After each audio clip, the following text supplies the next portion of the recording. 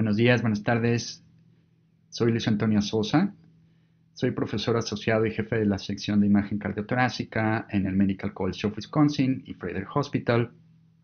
Es un honor para mí poder presentar en este congreso. El doctor Raúl Ibarra me hizo favor de invitarme y con mucho gusto estoy presentando esta plática para ustedes. Me entrené en el Hospital de Nutrición como radiólogo.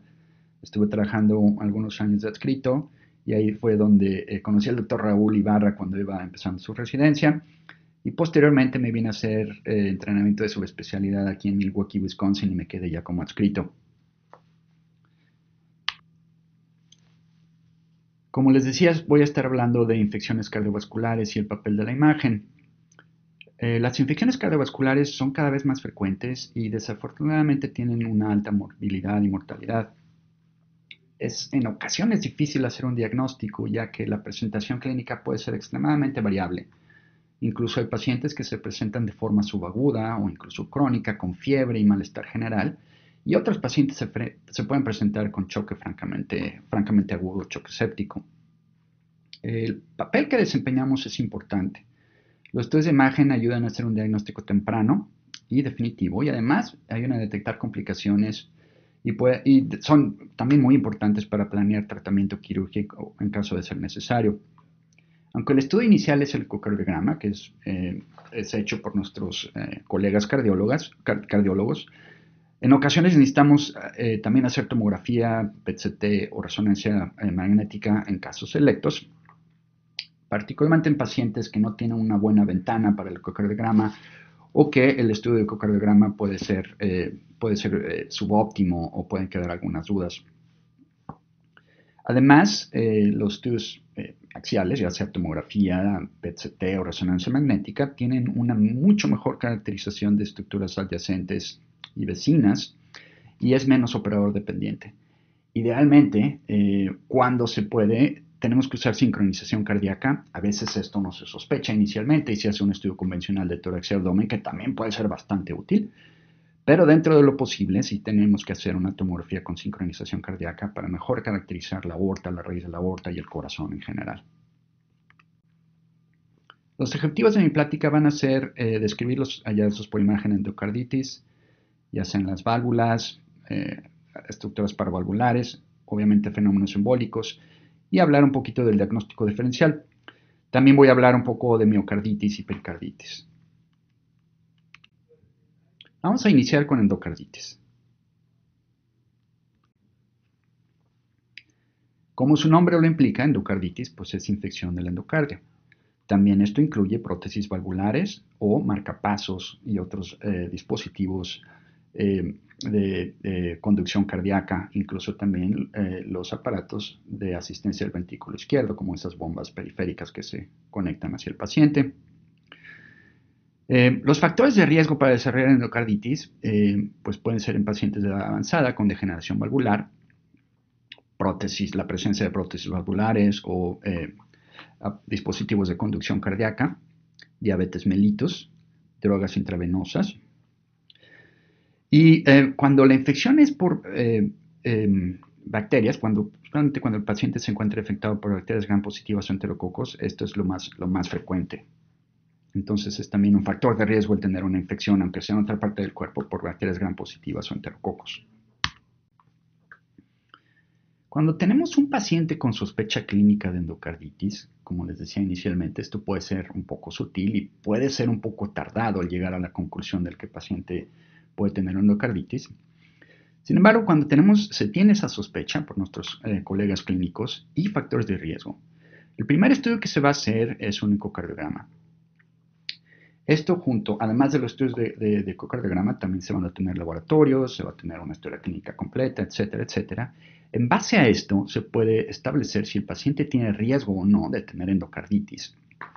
Y esto es a través de los criterios diagnósticos de Duke.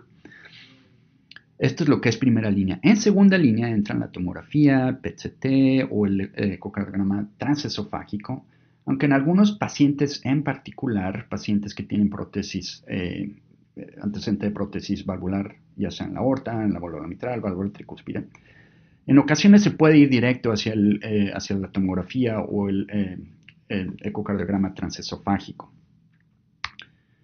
Los hallazgos que podemos ver por tomografía son muy importantes. Podemos ver hallazgos valvulares, ya sea vegetaciones, engrosamiento o perforación valvular. Estos hallazgos valvulares, la verdad es que sí puede ser un poco difícil de ver por tomografía y podemos estar un poco limitados porque a veces las vegetaciones son muy pequeñitas y son muy difíciles de ver. Sin embargo, los otros hallazgos, como los hallazgos perivalvulares, ya sea abscesos, fístulas, pseudoaneurismas, son mucho más fáciles de ver, particularmente cuando se usa sincronización cardíaca. Y obviamente los hallazgos extracardíacos, particularmente embolismo, son fáciles de ver y estamos a lo mejor un poco más familiarizados con identificar estos hallazgos. Los criterios de Duke son muy vastos. Básicamente se refiere a la presencia de estudios de laboratorio, específicamente hemocultivo, también hallazgos por imagen, ecocardiograma es lo que está bien establecido. Sin embargo, algunos de estos hallazgos pueden aplicar también para tomografía y se pueden como tal también establecer como criterios diagnósticos de Duke. Por ejemplo, la presencia de un absceso. Hay otros criterios menores, esto ya se refiere a síntomas clínicos o factores de riesgo, particularmente el antecedente de diabetes o uso de drogas intravenosas, etc. Cuando se puede hacer un diagnóstico definitivo, esta es la combinación de las posibles combinaciones, dos criterios mayores, o un criterio mayor más tres menores, o cinco criterios menores. Como les decía, si bien los hallazgos de imagen fueron descritos para ecocardiografía, cuando se ven estos hallazgos en tomografía también se aplican como tal y se consideran también criterios diagnósticos. Los hallazgos por imagen que podemos identificar en el contexto de endocarditis son hallazgos valvulares, hallazgos perivalvulares o fenómenos embólicos. Vamos a iniciar con los hallazgos valvulares, particularmente las vegetaciones. Como ya veíamos en los criterios de Duke, la presencia de una vegetación es un diagnóstico mayor, es un criterio de diagnóstico mayor. El eco es mucho más sensible. No podemos en ocasiones competir con el ecocardiograma usando la tomografía o resonancia magnética para detectar vegetaciones. Y la razón es que pueden ser muy pequeñitas. De hecho, la mayoría de las veces son muy pequeñas y de forma lineal. La resolución espacial de tomografía es menor comparada con ultrasonido de forma general. Y es más fácil detectar esto en imágenes de cine por ecocardiografía. Perforaciones de la válvula, que también se considera un criterio diagnóstico, son extremadamente difíciles de ver incluso con tomografía con sincronización cardíaca. Esto también se detecta mucho más sencillo con ecocardiograma. Sin embargo, no es tan infrecuente que el cardiólogo o el técnico que está haciendo el estudio del ecocardiograma no puede tener una buena ventana para identificar todas las válvulas cardíacas. A veces son pacientes obesos, a veces son pacientes que están muy enfermos. A veces simple y sencillamente no hay una buena ventana entre los cartílagos costales. Y en ocasiones, aunque haya una buena ventana, puede haber dudas. Entonces, cada vez se están haciendo más tomografías para, solventar este tipo de situaciones o apoyar o rechazar el diagnóstico de endocarditis. Este es un caso que vimos hace un par de años y demuestra una excelente correlación de lo que podemos ver por tomografía con el ecocardiograma. Este paciente se presentó a urgencias con sepsis, malestar general de varios días de evolución, fiebre, etc. Los médicos de urgencias realizaron este ultrasonido, este ecocardiograma cuando el paciente lo tienen ahí en urgencias. Vieron esa vegetación en la válvula tricúspide y nos pidieron que si podemos hacer una tomografía. Nosotros realizamos una tomografía con sincronización cardíaca que permite un excelente detalle de las cavidades cardíacas, de la válvula tricúspide, válvula mitral. Y aquí el punto de enseñanza que les quiero transmitir es que las vegetaciones van a estar localizadas en la superficie de menor presión, es decir, en las válvulas auriculoventriculares, como la válvula tricúspide, van a estar hacia el lado de la aurícula. A diferencia de, por ejemplo, la válvula aórtica, donde van a estar hacia el lado del tracto de salida del ventrículo izquierdo. Es importante mencionar que aunque la mayoría de las veces las vegetaciones son muy pequeñas, cuando son mayores de 10 milímetros tienen un alto riesgo de embolizar. Cuando llegamos a ver esto, ya sea un estudio con sincronización cardíaca o sin sincronización cardíaca, debemos reportarlo y comentarlo con el médico de referencia.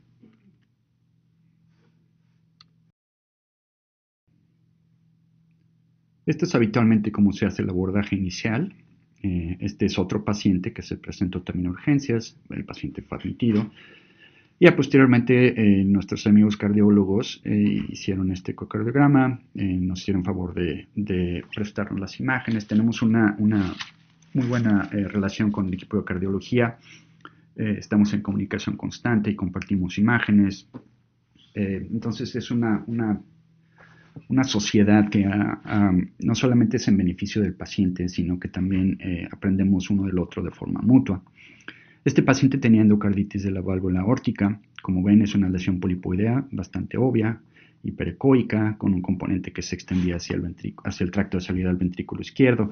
Y lo que se ve aquí en el Doppler con color es que existe flujo retrógrado, es decir, este paciente tenía insuficiencia valvular y no estaba presente antes. Por alguna razón el paciente tiene un ecocardiograma de varios años antes y la válvula aórtica era completamente normal.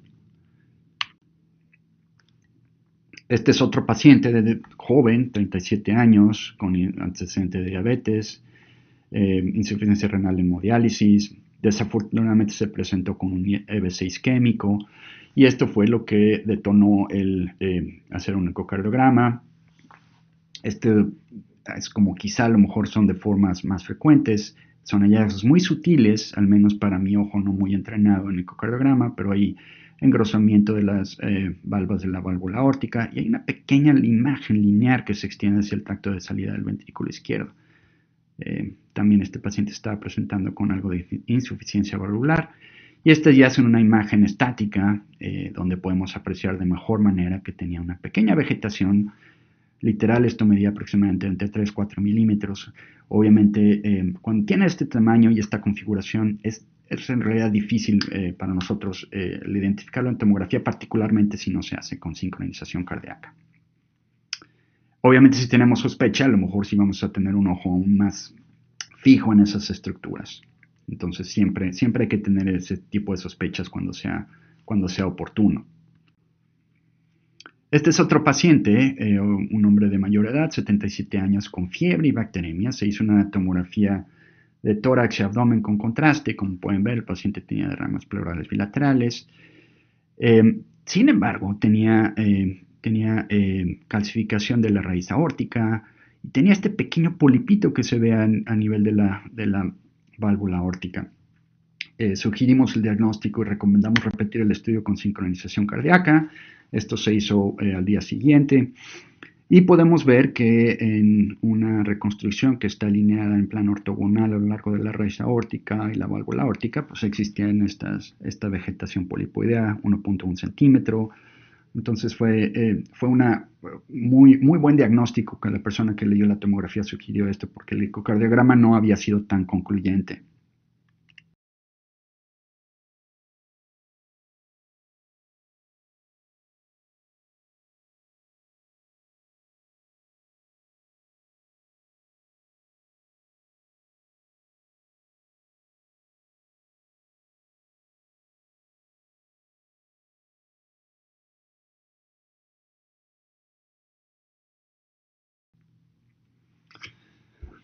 Este es otro paciente un poco más complejo. Este paciente ya tenía antecedente de válvula bicúspide que requirió reemplazo valvular. Un par de años después se presentó con dolor torácico, fiebre y falta de aire y vemos esa vegetación polipoidea en la válvula, en la prótesis valvular. Esto obviamente es completamente anormal, incluso a otro nivel, esto es en un plano ortogonal, no en el mismo nivel donde tiene esta lesión polipoidea, pero tenía este engrosamiento anormal de las valvas de la prótesis. La vegetación muy obvia aquí en el ecocardiograma. Y en este tipo selecto de pacientes que tienen antecedentes, sí tiene cierto rol el PET-CT tiene cierto papel importante que lo voy a discutir en las siguientes diapositivas. ¿Cuándo hacer PET-CT en endocarditis? Suena como que un estudio un poco exagerado. Sin embargo, cada vez tiene un papel mayor importante, particularmente cuando el paciente tiene antecedente de prótesis valvular. Incrementa la sensibilidad y especificidad de hacer el diagnóstico de endocarditis cuando se ve de actividad.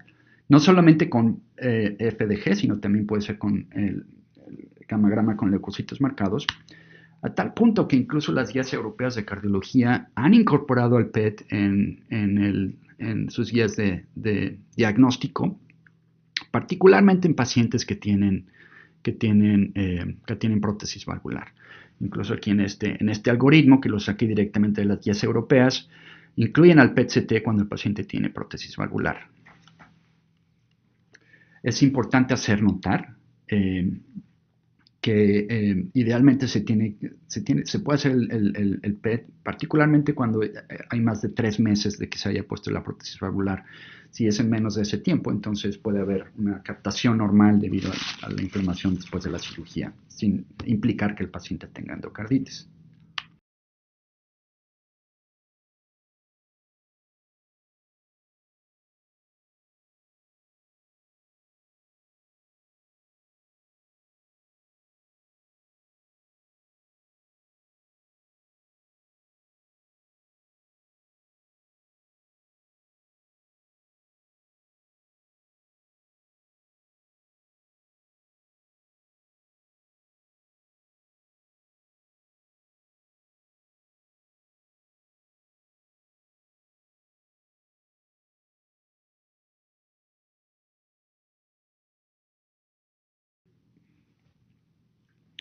Los hallazgos perivalvulares es quizá donde tenemos una mucho mejor desempeño comparado con ecocardiografía.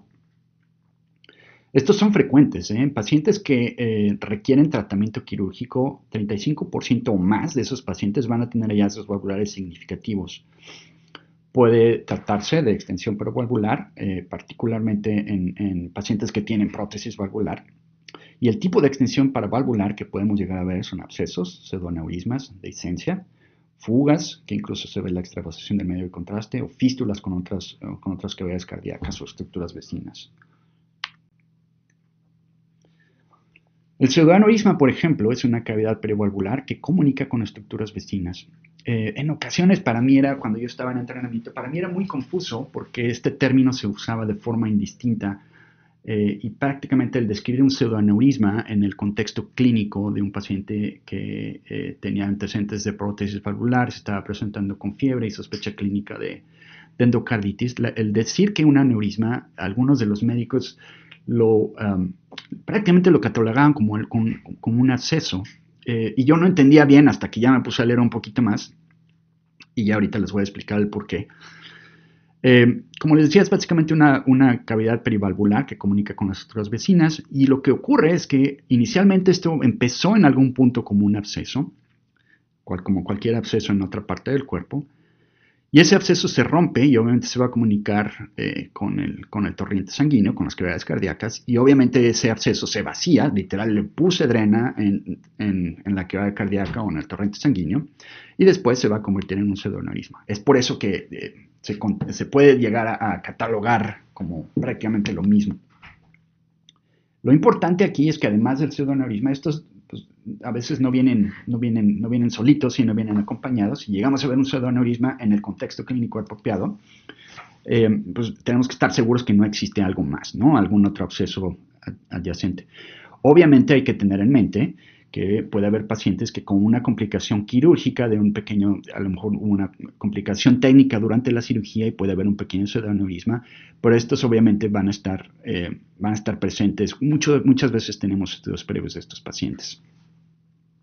Y en caso de que no, que no tengamos ningún estudio previo y lleguemos a ver un pseudoaneurisma, si es el primer estudio de imagen que tenemos que ver, tenemos que levantar la sospecha de que este paciente puede tener endocarditis. Un punto importante es que es muy recomendable, si tenemos el estudio con adquisición retrospectiva o funcional, como en algunos tomógrafos es el término correcto ahora, es importante tratar de ver todos los signos cardíacos.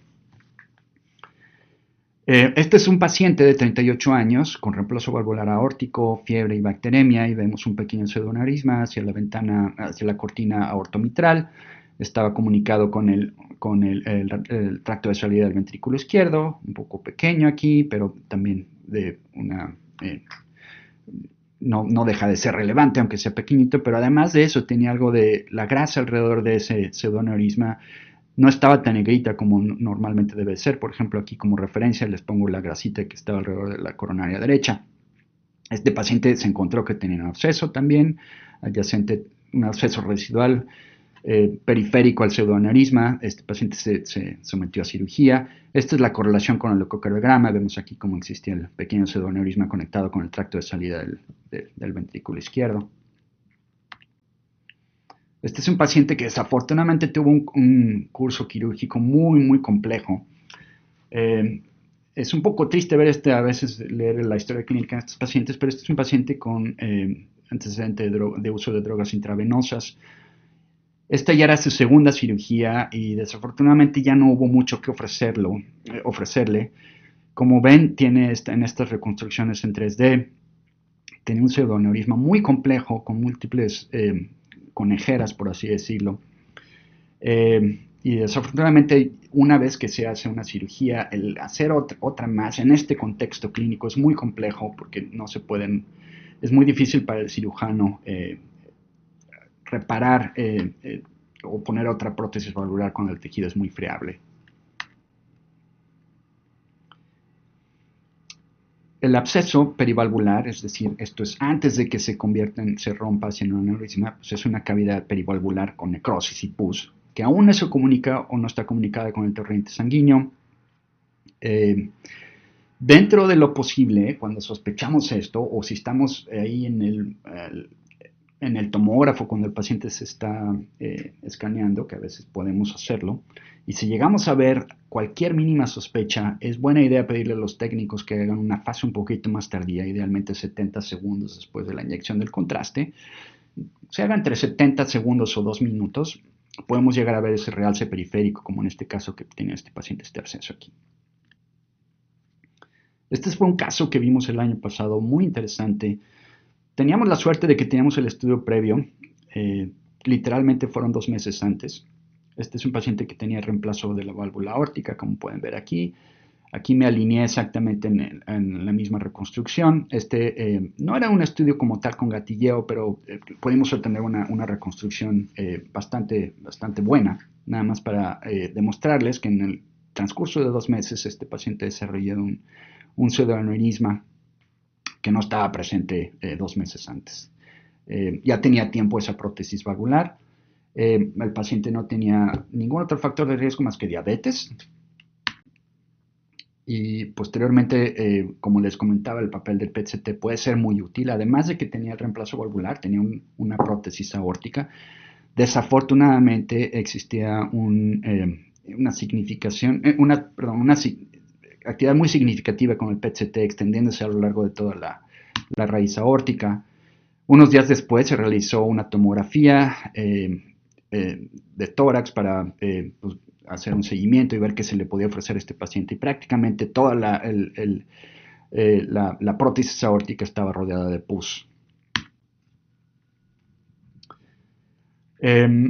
También este es un papel muy importante que desempeñamos. Desafortunadamente, como les comentaba, existe el riesgo de embolización, dependiendo de qué lado del corazón está afectado, pues es donde se pueden ir los émbolos. Es muy frecuente que haya embolismo hacia el sistema nervioso central.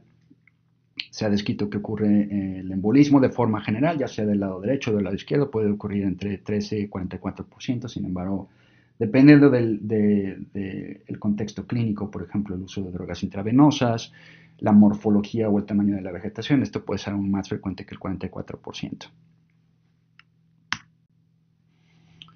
Como les decía, cuando está afectado el lado izquierdo del corazón, el embolismo hacia el sistema nervioso central es frecuente. Los infartos son el hallazgo más frecuente, aunque otras lesiones también se pueden presentar, ya sean como pequeñas hemorragias parenquimatosas, abscesos o aneurismas micóticos. En este ejemplo en particular, por ejemplo, en esta secuencia SWAN, el paciente tenía varios focos de hemorragia y este es otro paciente distinto con múltiples infartos de forma bilateral. Cuando se afecta al lado derecho del corazón, a lo mejor muchos de ustedes son familiares con el término emboloséptico. Este es un paciente con otra vegetación en la válvula tricúspide que se presentó con múltiples infiltrados nodulares, periféricos, algunos se pueden cavitar. Habitualmente estos pacientes están muy, muy malitos, están muy enfermos, están casi siempre con el choque séptico, puede haber otros hallazgos pulmonares asociados como derrames pleurales, otros infiltrados, etc. Es muy característico que el émbolo séptico tiene el signo del feeding vessel el vaso nutriente, es decir, que en el vértice de la consolidación se puede llegar a una pequeña arteria que le está llegando a ese punto, y en ocasiones podemos llegar a ver como tal el pequeño defecto de llenado en esa arteria que está llegando hacia esa consolidación. Desafortunadamente hay cosas que se pueden parecer a vegetación. Obviamente el contexto clínico puede ser muy, muy, muy diferente. El fibroblastoma papilar es uno de ellos. Es una lesión, es un tumor benigno. Esto casi siempre se encuentra de forma incidental. O en ocasiones estos pequeños tumorcitos se pueden romper y pueden embolizar pequeño material del tumor. Es un tumor completamente benigno, sin embargo, si se llega a romper un pedacito del tumor, pues sí puede ocasionar infartos cerebrales o en otros sitios. Quizá el más relevante diagnóstico diferencial es la presencia de trombos, porque sí pueden simular mucho una vegetación y se pueden parecer uno al otro, aunque en general el trombo va a ser de una densidad menor que la vegetación. Casi siempre son un poco más grandes. Este es un término de moda, HALT, que se dice Hypotenonine Leaflet Thickening, y lo estamos viendo con relativamente frecuencia en pacientes que se han hecho los TAVIs. Lo que ocurre aquí es que hay un engrosamiento como tal de la prótesis. Es algo que está como un poquito de moda y básicamente como se han estado tratando estos pacientes es incrementar la dosis, o si no estaba el paciente en anticoagulación. Y conforme pasa el tiempo después de la anticoagulación, este engrosamiento llega a mejorar. La forma clínica en la que se presenta este paciente es falta de aire, no ningún dato de infección, sino simple y sencillamente que hay algunos hallazgos clínicos o por ecocardiografía de disfunción valvular. Para nosotros es un estudio que nos piden con muchísima, relativamente frecuencia, y es muy importante que se haga un estudio con sincronización cardíaca, ver las imágenes tanto en sístole como en diástole, y eso es lo que nos ayuda a identificar qué tan gruesa o no está la prótesis valvular.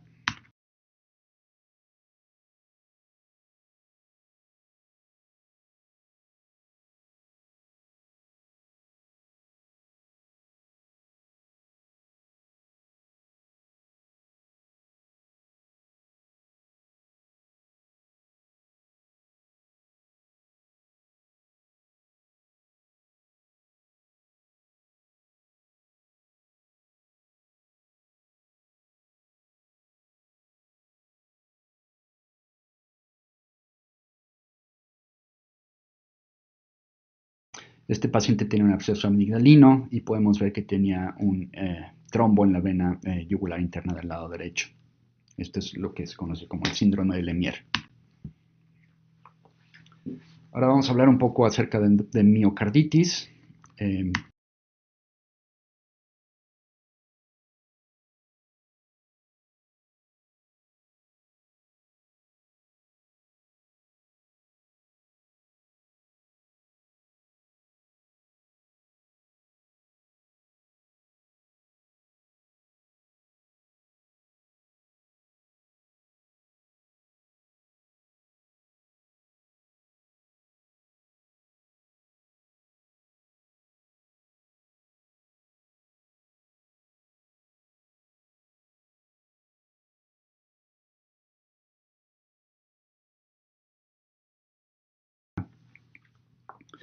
Aquí básicamente el que va a ser el caballo de batalla es la resonancia magnética. La resonancia magnética puede establecer el diagnóstico o rechazarlo, a tal punto que los criterios diagnósticos de Lake Lewis, la versión más moderna, que es el 2018, no solamente incluye hallazgos morfológicos de resonancia cardíaca, sino también hallazgos funcionales, es decir, los mapeos en T1, en T2, ya se incluyen como tal en los criterios diagnósticos. Esto ha aumentado la sensibilidad y especificidad. Actualmente la sensibilidad y especificidad son del 87.5 y 96% respectivamente. ¿Qué es esto? Bueno, básicamente voy a hablar muy poquito acerca de los mapeos. Lo que quiere decir es que los tiempos de relajación son anormalmente largos. En el caso del T1, es un poco el mecanismo en el que se incrementa el tipo de relajación de T1 es que va a haber edema, vasodilatación, hiperemia, y esto hace que el espacio extracelular del miocardio se expanda. Una manifestación de eso es el ver como tal el realce del miocardio, que es anormal, pero también el tiempo de relajación se alarga. Importante tener en cuenta que estos parámetros dependen de qué tipo de magneto estamos usando. No es lo mismo si se hace un estudio en un resonador de 1.5 o un resonador de 3 teslas. Sin embargo, cada uno tiene sus rangos de referencia. Y si también cada centro local tiene que establecer ciertos patrones de referencia, aunque son muy similares a los que se han reportado en la literatura. El mapeo 2 básicamente lo que ayuda es detectar edema miocárdico. Si bien podemos llegar a ver algo de realce después de la inyección de contraste, a veces ese realce, aunque puede ser un poco aparatoso, no necesariamente es agudo y quizá ha estado ahí ya con algo de tiempo. Y identificar el edema miocárdico sí tiene una implicación diagnóstica, ya que el tratamiento puede ser distinto. Esto es importante también porque esto es menos dependiente del magneto, es decir, los valores en T2 del mapeo de T2 pueden ser los mismos si el paciente se está escaneando en un resonador de 1.5 de 3 teslas. Habitualmente los mapeos con T2 cuando son mayores de 50 milisegundos, de forma general, esto es más fácil de aprender, pero cuando es cuando es mayor de 50 milisegundos es muy sugerente de que el paciente tenga edema miocárdico. Este es un caso que vimos hace aproximadamente un año, es un hombre de 30 años, dolor torácico, elevación de enzimas cardíacas, trastornos del ritmo cardíaco. Aquí de forma interesante, yo tuve la oportunidad de platicar con el paciente en lo que se le hacía el estudio. Su hijo había tenido una infección por Coxsackie que la diagnosticó el pediatra 3 a 4 semanas de forma previa y el paciente vino a urgencias por dolor torácico. Aquí en la resonancia cardíaca lo que les puedo mencionar es que la contractilidad del miocardio estaba ligeramente disminuida, no se está contrayendo como esperaríamos en un paciente de 30 años. Y después del medio de contraste, estos 15 minutos después del inicio del contraste, tenía un realce del miocardio, principalmente en la porción media del miocardio y extendiéndose un poco hacia el subepicardio, lo cual es muy, muy sugerente de miocarditis. En el estudio de mapeo todo estaba elevado, el T1, el T2, etc. Y el paciente, después de algunas semanas de tratamiento, le fue muy bien, con recuperación completamente normal. Este es otro paciente de 46 años con insuficiencia cardíaca, diagnóstico reciente, no enfermedad coronaria en el cateterismo cardíaco, y se encontró que tenía ese realce anormal, sobre todo cercano hacia en la superficie por debajo del epicardio.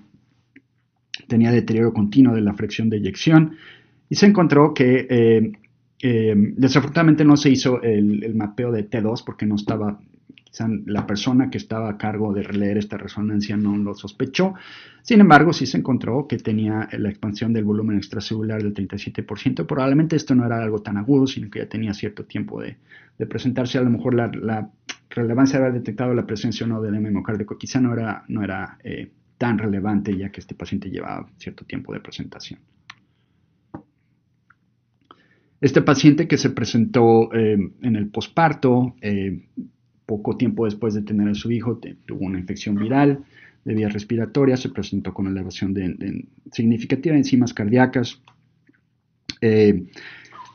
algo de realce del miocardio, nuevamente principalmente en la porción media del miocardio o en la superficie por debajo del epicardio, y no tan significativa elevación del nivel global de T2, aunque había segmentos miocárdicos que estaban un poquito más elevados que otros.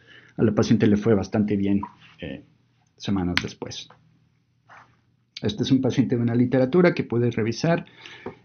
A veces vemos esto, ¿no? Este es un paciente que tenía una neumonía del lóbulo inferior izquierdo y tenía un realce muy, muy importante por debajo del endocardio, perdón, del epicardio. Durante la pandemia de COVID vimos pacientes muy enfermos, no nada más desde el punto de vista pulmonar o de embolización, sino también pacientes con hallazgos cardíacos. Estos pacientes se pueden presentar con daño isquémico y no isquémico. La respuesta inflamatoria sistémica también ocasionaba cierto involucro cardíaco. Entonces, el espectro de manifestaciones cardíacas que llegamos a ver por resonancia magnética fue muy variado y básicamente simulaba este diagrama que fue un artículo de revisión que se publicó hace un par de años, bastante bueno, con una experiencia de varios centros que estaban describiendo todo lo que se llegó a ver. Quizá de las formas más frecuentes que se llegaba a ver era una ruptura de una placa coronaria preexistente y estos pacientes desarrollaban infartos. Eso es, en mi experiencia también llegué a ver eso. Pero también había algunos casos de miocarditis, nuevamente, como les comentaba en las diapositivas anteriores, cuando existe un realce del miocardio, principalmente por debajo del epicardio, es muy sugerente de endocarditis. Y otros mecanismos es la miocardiopatía por estrés o Takotsubo, en el que hay digamos, un abombamiento del miocardio, pero básicamente la base del ventrículo se contrae de forma normal, pero no la porción media y la porción apical. Este es un estudio que se realizó en el Reino Unido, quizá de los más completos, que analizaron todo el tipo de realce que se llegó a ver en los pacientes con COVID. Este fue un estudio multicentro. Un estudio prospectivo observacional y muy bueno, la verdad, es el COVID Heart, así se llama el estudio. Y en realidad, los pacientes como tal con miocarditis, así como el paciente de Coxsackie que les mostré en diapositivas previas, en realidad no eran tan frecuentes como nosotros lo estábamos esperando. Era más frecuente ver otros hallazgos, ya sea como infartos o miocardiopatía por estrés, o simple y sencillamente elevación de los mapeos en T1 y T2 que posteriormente volvían a lo normal. También se ha descrito también la presencia de hallazgos cardíacos en pacientes que fueron vacunados. En mi experiencia ya no me ha tocado ver, pero sí se puede llegar a ver algo de miocarditis, que afortunadamente se autorresuelve. Un poco de pericarditis, bueno, pues como su nombre lo implica, es inflamación del pericardio. El grosor del pericardio de forma normal debe ser menor de 2 milímetros. La infección viral es la causa más frecuente.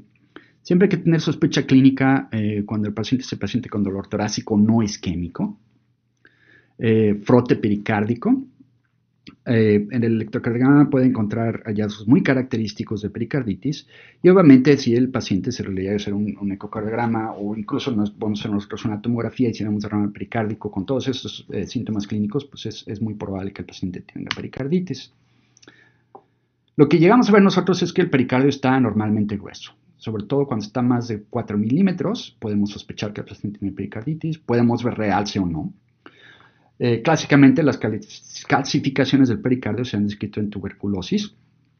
Es relativamente infrecuente ver eso ahora, pero cuando les llegamos a ver es un diagnóstico elegante que podemos hacer porque muchas veces no se sospecha de forma clínica. Se ha descrito que cuando se trata de un exudado pericárdico, el realce como tal del líquido puede ser mayor de 20 milímetros, de 20 unidades Hounsfield. Este es un paciente que vimos hace un año, obviamente es muy notorio que tiene ahí un cuchillo, es un caso desafortunado, un paciente psiquiátrico que intentó suicidarse, amarró un cuchillo de cocina, literal en su casa, en un anaquel, y el paciente decidió correr hacia el cuchillo. Desafortunadamente se clavó el cuchillo en el mediastino, se laceró de forma suertuda para él el ventrículo derecho, pero fue una laceración muy pequeña, fue lo que describió el cirujano. Sin embargo, un mes después de haber sido reparado esa laceración del ventrículo derecho, el paciente se presentó con fiebre, dolor torácico, le hicimos esta tomografía y tenía ese derrame pericárdico.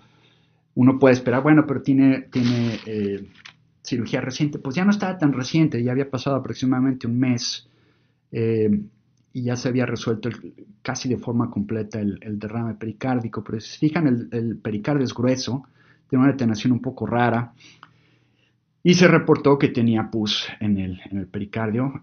Nuevamente se llevó al paciente a cirugía, se limpió el pericardio y afortunadamente el paciente está bien. Por resonancia magnética lo que podemos llegar a ver, este es un paciente que también vimos nosotros hace tiempo, es edema pericárdico, que esto es fácil de ver en las secuencias con STIR o en T2 con FATSAT. Engrosamiento a veces es difícil porque las secuencias que son el caballo de batalla en resonancia de corazón son secuencias sin SSFP, y lo que hacen estas es pueden tener cierto artificio de recambio químico hacia las superficies, entonces es un poco, podemos estar sobreestimando el grosor del pericardio. Si vamos a medir el pericardio en resonancia magnética, se tienen que usar secuencias potenciales nt1, pero casi siempre la razón por la que hacemos la resonancia es que ya se sospecha o ya se determinó que el pericardio está de forma normalmente gruesa, ya sea con ecocardiografía o tomografía. Y lo que se ve muy característico en estos pacientes es el realce difuso y significativo del pericardio. A veces puede haber de forma conjunta edema miocárdico, y esto es en pacientes con miopericarditis.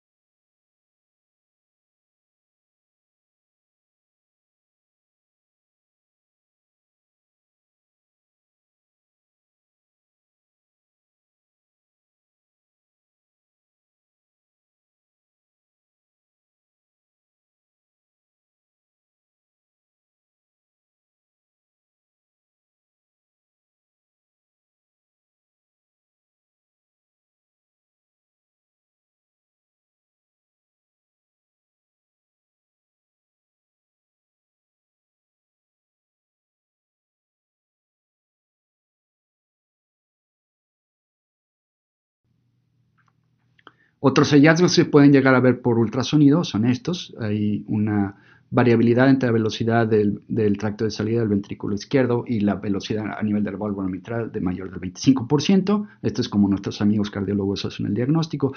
Pero otro hallazgo que a lo mejor podemos estar un poquito más familiarizados es que durante inspiración profunda la vena cava inferior a nivel del hígado no se contrae, no se colapsa.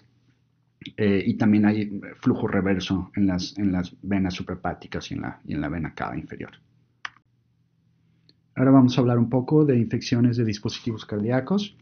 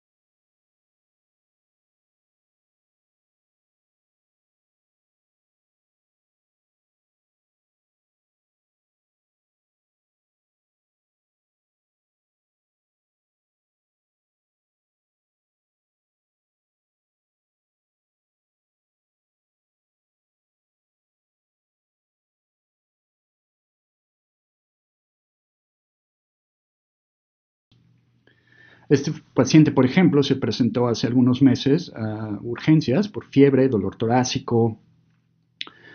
Se hizo una tomografía dentro de su abordaje inicial de tórax y abdomen, y una de las personas que lee abdomen muy avanzadamente llegó a ver esa hipodensidad alrededor del cable del marcapaso, que correspondía con una vegetación.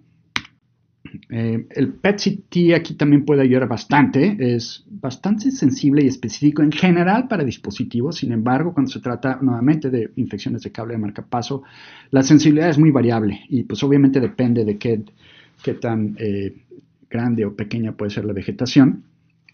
Aquí lo recomendable, yo no leo estudios de medicina nuclear, pero sí lo que se recomienda es revisar tanto las imágenes corregidas y no corregidas de la porción del PET como tal, y eso puede ayudar a incrementar la sensibilidad para el diagnóstico. Como conclusiones, las infecciones cardiovasculares son relativamente frecuentes y hemos visto un incremento en la frecuencia por múltiples razones. Cada vez hay más pacientes con prótesis valvulares o dispositivos cardíacos. También, afortunadamente, pues vivimos un poco más de tiempo en general. Entonces eso pues, es más susceptible a desarrollar deterioros o degeneración valvular. También hemos visto que muchos pacientes pues, están siendo sometidos a TAVIs. Entonces sí vamos a ver un incremento y estamos viendo un incremento de infecciones cardiovasculares. Tristemente también hay un número también importante de pacientes que usan drogas intravenosas, que este es un factor de riesgo muy considerable también. Siempre hay que tener sospecha clínica en pacientes que se presentan con fiebre, con los factores de riesgo correspondientes y síntomas sugerentes de un proceso infeccioso. Entonces, cuando eso ocurre y se llega a obtener un estudio de imagen, así sea sin sincronización cardíaca, tener una sospecha clínica y poner un poco de atención extra al corazón y estructuras vasculares centrales. Obviamente, dentro de lo posible, pues hay que hacer una tomografía con sincronización cardíaca, particularmente para definir complicaciones, determinar si hay una vegetación valvular en caso de que el ecocardiograma sea inconcluso o tenga algunas dudas, y en caso de que el paciente vaya a requerir tratamiento quirúrgico. PET-CT, como vimos, puede ser útil en casos muy específicos. Y resonancia, sobre todo, pues en el contexto de miocarditis, es sin ninguna duda el caballo de batalla. Muchas gracias por su atención.